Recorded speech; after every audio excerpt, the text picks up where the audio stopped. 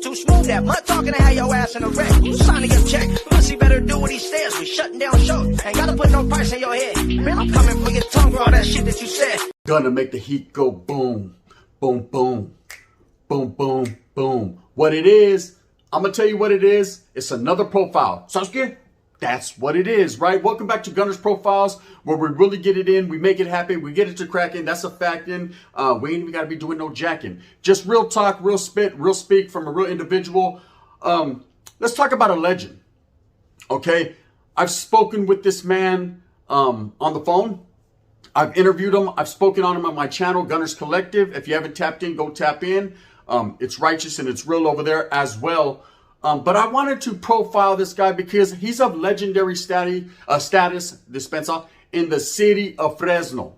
Okay? Bulldog. Right? The Bulldogs.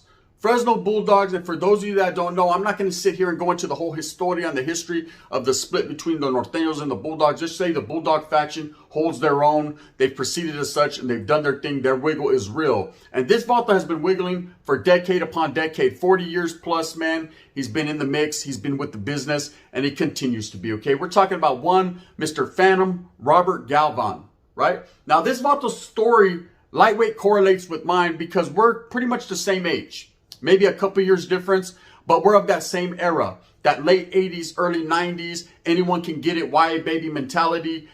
This was the mentality that was instilled in both of us, and I felt that if for no other reason, I should give him his shine, I should give him his respect, and I should tell people out there the truth, the profile, just how vicious this individual is, and why someone like him, if you come across him, you don't fuck with him. Period. You don't play with them. Don't play with them. Dance, motherfucker. Dance. Orale, spider. Stop telling. Real talk, man. Phantom. A real one. Now, trip out. Just like everyone else, man, I watched MSNBC. I watched the little gang documentaries they were doing for a time. I watched their push.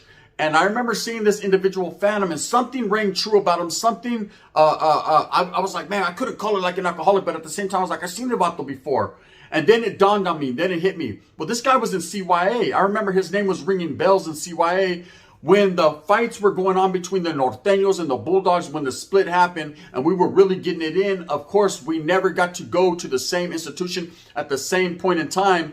But I remember hearing his name and hearing that he was actually pushing that narrative and rocking it tough for the Bulldogs, meaning that he was down with the split. He was down with the cause. Now, at one point in time, if you look close, you'll see he has a F-14. He was down with that F-14 movement. He was down as a Norteño. But of course, when the split happened, he chose to go with his gente, with his people, which are the perros, the perro chatos, the Bulldogs.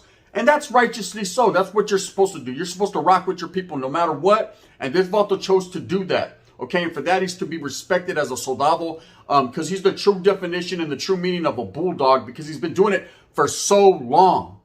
Okay, so I remember watching MSNBC and the Vato sitting there in Quilmas in death row and you know, he's talking about what he's talking about. And I was like, damn, so that's how Robert ended up, Robert Galvan, Phantom. That's how he ended up dispensa. Let me pause this real quick, gente. So I was like, that's how this Vato ended up. Let me get in front of it. I don't want it to fuck my video up. Your attention will be over there. You'll be watching a commercial. So anyway, that's how this Vato ended up. So I got to chopping up with a couple perro partners of mine, a couple Bulldogs out of Fresno. And they're like, yeah, that's the big homie now. And I was like, damn, we done got old around this camp. So in order to give you a proper profile, and because I've always wanted to speak on this and always wanted to profile this individual, I had to take it back. I have to take it back to him as a youngster, as a teenager, growing up in the city of Fresno. Of course, it's very crime-ridden, crime-infested. Just like I spoke on the homeboy K9 from Pleasant Street, north side Fresno. You grow up and this is all you see. Now, you gotta understand, man, Fresno is made up just like Salas of familias. There's a lot of well-known families in the city of Fresno. Anyone that knows, man, such, you know, the Floreses, the Galvans, the Bonillas, the fucking Perezes. It's just a whole bunch of families, man, and it's generational, and everybody wiggles as either a Norteño at that point in time, F-14 Fresno, and then they gravitated into Bulldogs, and they started rocking Bulldogs to the fullest. They dropped the Catorce off their name, and South they ran, you know, they ran in the yard like that with the muzzle on lock. And this Vato was truly dedicated to that. You know, he was a gang member from the streets of Fresno. Wasn't no doubt about it. You know, very light-skinned. Sasuke, I remember in YA seeing pictures of him. He almost had a reddish tint of hair. I thought he was a white dude at that time, but he was just a very light-skinned Chicano. But I knew back in the days, his name held weight within the Bulldog movement because his Vato had hands. Okay, he was known to have had hands, and he was known to get off where he was mad at, meaning he would take flight quick. You know, Phantom wasn't the one to be fucked with. Pretty much, you know, that was the word that I heard, that if you ever run into this Vato Phantom while incarcerated, get off, because he's going to get off quick on you. That's just the way he carried himself. That's just the attitude he had. It was no backpedaling, man. It was forever forward. It was fully forward with his function. And you got to respect that. But anyways, so he goes and does a bid in CYA and starts to establish his name. Now, this is when the Norteño and Bulldog split happened. And of course, like I said, he was one of the main Bulldogs pushing that narrative, rocking that. That I recall. I remember hearing his name say, hey, that Vato, he's filtering out a lot of filters, telling the Bulldogs, don't fuck with the Norteños. It's just a Bulldog thing. And he's always been like that. So I can't say that he's changed his wiggle over the years, because after conversating with him and talking to him, myself, he spoke on the same things. You know, he spoke those same tactics, them same beliefs. He stands on those true beliefs, which are his and his only. And hey, you know what? I commend him for that. You know, not a lot of people do that. I myself, man, was a firm believer in the Norte cause and still believe in that cause. But at the same time, I took a step back and I started to see the bigger picture to myself, which was my familia and my brown skin. But at the same time, man, I ain't mad at nobody for it. At the end of the day, it is what it is. You do and you wiggle how you wiggle. But Phantom, kept doing crimes. So when he gets out of YA, Sasuke, he has this respect now. People respect him. They know him. He went and held it down for his barrio, the Fresno Bulldogs. He went and put it down for his organization. So he's got this loyalty, this respect coming from everyone. His name is out there. But in 1996, man, he decides to do what you would call a robbery. Okay, a robbery. And he tied up some college students, I think the story went. And it ended up going bad for him, and he ends up getting busted on this. This was 1996. It was a kidnapping robbery case. 2 victims. He actually put a knife to one of them's neck, and I think he had to cut his throat a little something just to make, you gonna learn today, right? And he picks up his first 2 life sentences. I say first 2 because this man actually caught 4 life sentences and the death penalty. So these were the first 2 life sentences that Phantom caught. So of course they catch him. It is what it is. His hand's in the cookie jar. Boom. It's an open and shut case. People testify against him, or however the trial went, and he ends up catching two lives without the possibility of parole. The LWOPs. He's done. So now when you have that on your plate, and you got to understand, this man was incarcerated pretty much his whole youth. So he knows nothing but being incarcerated, nothing but jail, nothing but CYA, and now he's going to know prison. Oh yes, Mr. Phantom was going to know prison, right? So he ends up getting caught up.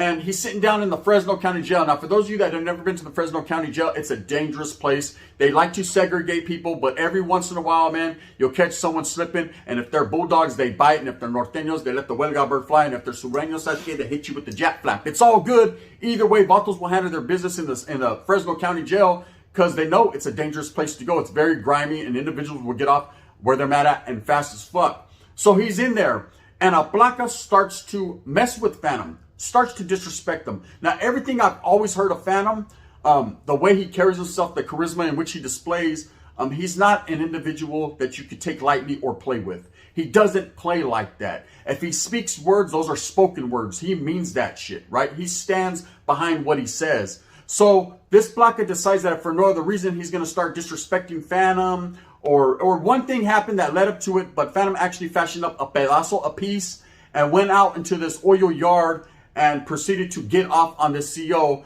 and did him pretty viciously, man. He assaulted him pretty violently, pretty viciously, man. It was a bad scene. It was an ugly situation that day. Orale, Fresno, stand up. So again, Phantom displays these characteristics of a very assaultive behavior and not one to be played with. And the Placa just got caught slipping, man. He shouldn't have opened his mouth, and Phantom wouldn't have proceeded to do what he did, but he did it. And so now what happens? I'm going to tell you what happens. He catches his 3rd life sentence. Okay, this man's already sitting down on 2. What's another one? Sasuke, fuck it. I'll take some fucking bacon with that. You might as well throw bacon on his plate too, since you already gave him the huevos and papas. Fuck it. He needs carne. Boom. Another life sentence without the possibility of parole. So now Phantom's hole is dug deeper. Sasuke, he's about to get sucked into the wormhole. He's done.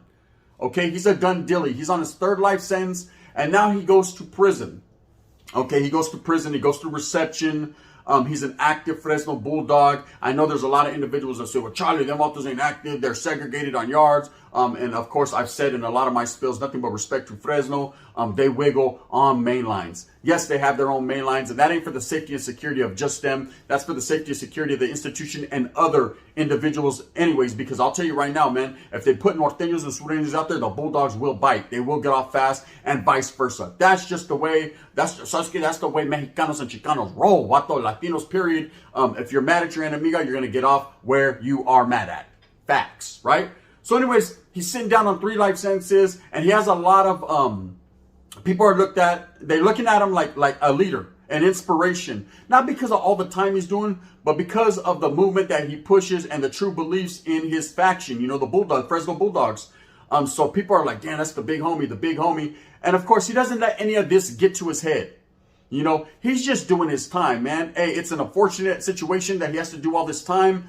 But, you know, things have led up to it. His life is tainted now. It's tainted with assaultive behavior. It's tainted with the smell of jail. This is all he's going to know. Now, this man has a son. He has a familia. You know, he has people he wants to get back to, but he knows he's at the point of no return. So let's get that done left already. He missed that exit. Like the vato going down here in Colorado that missed the fucking off-ramp. He missed that too, right?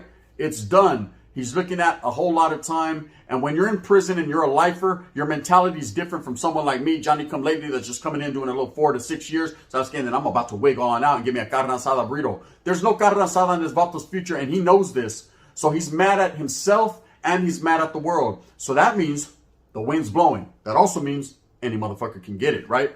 So Phantom proceeds to go getting involved in a few different altercations and a few different things, and he finds himself sitting in Corcoran prison, right? Corcoran shoot to be exact. And anyone that knows, man, Pelican Bay, Tehachapi, Corcoran, these are some of the most notorious shoes in the state of California. There's been a lot of people that got bodied there. There's been a lot of incidences. This is where the elite of the elite, the top of the top, the brass go. Pelican Bay and Corcoran. Now, Corcoran, the wiggle has always been real, and it got at least a bad taste in your mouth. It gets a bad stigma because of back in the early 90s when they were having the gladiator fights, to which we will be touching on in a future profile very soon. There was an individual that was involved firsthand in all those. We're going to get to that. But anyway, so Robert Galvan, Phantom, is sitting down in Pelican Bay, and they sell him up with a vato named Robert Johnson, who's a short timer. Okay, let me tell you something. When you're doing a little bit of tiempo, you know, I've been at the point where I've done 6, 7 years, 4 years, 5 years, whatever the case may be. And there's a vato that's doing 18 months. You're not necessarily mad at him. You hope he shines. You hope he gets out and does the right thing. But there's days you wake up and you're just like, damn, there ain't no future in your fronting. The vato's like, hey, I can't wait till I get out. I'm going to be doing double up, good, good. And you're just like, you ain't trying to hear that, bro. Fuck Arby's. You know what I mean? You're not trying to hear, you ain't going to eat fresh. You ain't getting no Subway. So you're mad. You're upset. Anyways, so you could understand with Phantom already sitting down with 3 life bids, he has a celly that's 30 days to the chante, 30 days to his pad. And I'm sure this is all he could talk about. Hey, well, I'm going to go out there, say, I'm going to Great America. I'm going to ride the roller coasters, and I'm going to go eat me a corn dog. Y todo, all my, oh, is that right? And so they get into a conversation, and I don't know what this man was thinking. Sometimes people try to play you too close when you're incarcerated, and people don't play like that. There's certain things that you can't do in prison. I've spoken on it before, and I'll tell you guys again. You can't call no one a bitch, a punk. You can't spit on no one, and you definitely can't slap no one. Orale, Will Smith. You can't do none of that. That's a form of fashion of disrespect that will not be tolerated, and there will be repercussions for those actions. But anyways, this guy proceeds in somewhere within the conversation to call Phantom stupid. Okay, I don't know in what way he did this, to what degree of stupid he called him, but he called him stupid. Now, Phantom ain't the type of individual to take words lightly. You know, I've conversated with him, like I said, and his words are slowly spoken, and they're meant to be heard and felt. Okay, you could feel the viciousness in this vato's words, straight, even over the phone. You know, he ain't just talking to talk. He walks that walk, literally. So this vato proceeds to call him stupid. And what Phantom proceeds to do is say, okay, so you didn't know? RKO time. Phantom, and it happened on September 16th in 2010. Phantom proceeds to grab this motherfucker by his throat, choke him out, sock him up, bash his head several times, allegedly, bash his head several times against the bunk till this motherfucker's not breathing anymore, right? Till he's gone. And this was the mentality of Phantom. Hey, he's already doing 3 life sentences. The wind is blowing that way. I'll catch another one. So that's good. What's another one when you already got 3? 3 strikes, you're out. Charlie, fuck it. 4 strikes for the 14. That's 14. Here he goes, right? So he ends up killing a celly. And he goes back to trial, back to court. It's the same old love song. Phantom's there again. And he actually, this time, they're tired of the shenanigans. They're tired of the same old shit. So they're tired of listening to that same song, that same beat, that same chorus, and they give him the death penalty. Okay? Now that's different from a life beef. When you got life, you're still out there on the linea, you're still out there on whatever yard you're at, whether it be a soft S&Y yard or an active yard, you're still participating in the daily functions of the daily programs, and you're able to wiggle a little bit. When you're on death row, you're regulated to a cell and a block and a tier. And that's all you got coming, waiting your impending death. And sometimes they sit there 20, 30 years. Some people don't get moved on. They don't get killed, but it's a cold existence. And I could understand someone that was really out there in the city of Fresno with all the respect, wiggling, to find himself in there. He'd probably sit there like this on his bunk like, damn, I done picked up the death penalty. This is what his life amounted to. This is the road that he was on. Now, you can't blame anyone for Phantom's actions. He chose this. He chose this life. He chose to be a true gangster, a true soldado, someone that's looked at and feared, someone that's looked at and admonished. This is what he wanted at the end of the day. But man, it sure is a cold game when that man has to look in the mirror and be like, damn, there is no get backs anymore. If I get back on this one, Sasuke, I still got that one, and that one, and then that one. And I mean, there's not enough time for all these appeals. Put it like that. Time has done, time ain't on your side. It's ugly for Mr. Phantom, right? At the same time, no disrespect intended, but I'll say that the measure of the man is by the character he displays, and his character was a very vicious individual, not to be played with, and he went to the fullest with his beliefs, and for that, they sat him down with the death penalty. Of course, now he caught another life sentence, because you say, okay, all right, you got the 2 life sentences for fucking what do you call it? Fucking the assault. He actually caught the death penalty for killing Robert Johnson, his celly. But he actually, in the meantime, between time to Spencer, he had caught another life sentence for an assault in Salinas Valley that took place with a weapon. So they've also got an assault in Salinas Valley. Life. He assaulted a correctional officer in Fresno, in the county jail. Life. The 2 college students that he kidnapped and fucking cut their throats and shit. Double life. There's 4 life sentences. Then he kills his celly Robert Johnson over there in Corco and catches the death penalty. Good Lord, this vato was busy. He was busy with the fucking pico de gallo. And that's just how Phantom's life ended up. Now, where does he sit today? Where does he stand? He's still an active federal. He's still an active bulldog. He's still a true, firm believer in his cause. Now, you would think after all these different trials and tribulations that he's went through, that he would give up the ghost, that he would say, you know what, Sasuke, I'm done, but it's hard to give up the ghost when your name is Phantom, que no? Right? A very vicious individual. Out of all the bulldogs that I've met, and I've met several bulldogs, and I totally respect that cause. I respect the perros. I would say that he was probably the most dangerous one that I ever talked to. Just by what he's done, because, the old saying, action speaks louder than words. His actions definitely spoke louder than his words. Didn't say much, just proceeded to handle his business. And didn't take characters down the road with him. Didn't take crime partners and bring anyone down and tell on people. This was not his forte. This is not his get down. Everything he did on his lonesome, on his solo bolo shit. You know what I mean? On his sideways leaning like a cholo tip. He did his own thing because he was a firm believer in uplifting his people and leading by example. So I'm going to show you guys how we get our shine on. I'm going to show you how we rock. If a motherfucker disrespects you in a federal fashion, you get off, right? And I ain't mad at them. There's several norteños, several sureños, several Crips, Bloods, oh my, even Woods that get down in the same form of fashion. But this vato was put in the limelight by going on this MSNBC show. And of course, speaking his mind, he has nothing to lose. And it wasn't like his gente looked at him like, hey, you're saying too much. Charlie, he didn't say too much of anything other than I'm sitting here for things that I've done. Do I regret everything I did? I look back and I contemplate I should have did things differently. But regret is not a word that comes into play when we're talking about Phantom. He's a true gangster. He's a true real one in that life. he's a true hitter. Okay, now you got to understand that when people speak on his name and they feel some type of way about him, hey, to each their own. They have that's their opinion. Everyone is entitled to their opinion. But at the end of the day, from talking to this individual behind the scenes, I could tell you straight up, man, I could hear the anguish in his voice. I could hear the wanting to be out there on the guys. I could hear that he's missing his camaradas, his homeboys, his dogs, his perros. But at the same time, man, you reap what you sow. You're sitting down because there's repercussions for your actions. Anyways, with that being said, man, respects to the Vato, Mr. Robert Galvan Phantom. This was like a lightweight profile on him. Like I said, man, the Vato did a lot of dangerous things to a lot of individuals that didn't really deserve it. But at the same time, some did. And when you're living that lifestyle, so the Vato's in prison anyways. Anything can happen in the pen. We just talked about it on Gunners Collective. Sully's gone wild. If you haven't tapped in, tap in over there. Anyways, I hope that you like this spiel, man. Remember, go out there, move fast with a purpose, get everything you can. That's called hustling. Get it out there for your family. Man, I know Mr. Phantom wishes he had that opportunity. So do it and live your life to the fullest, because Vatos like that, because of their actions, don't.